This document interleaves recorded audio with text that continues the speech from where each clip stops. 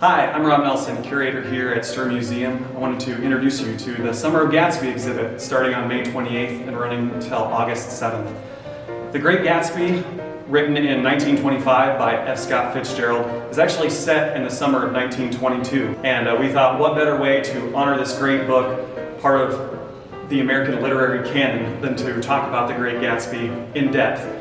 But instead of just focusing on the book, we want to also include artifacts, stories, memories of local Hall County and central Nebraska residents and incorporate those stories into our own exhibit about the 1920s. There's not any one artifact that really stands out. They all kind of work as a collective. But this whole scene here really depicts the climax of the book in my mind. You have your famous 1920s ensembles, the flapper dress, the tuxedo, this couch that would have been, in a very nice 1920s home in America. This is also set during the period of Prohibition. There's so many elements happening.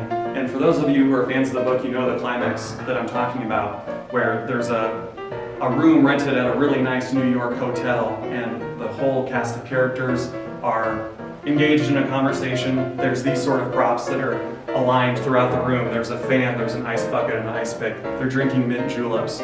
They're discussing world affairs, and then the relationship between Daisy and Gatsby comes up, and emotions run high. And I'm not going to spoil the book, you have to go read it. But these sorts of props would have been in New York just as well as they would have been anywhere in Hall County.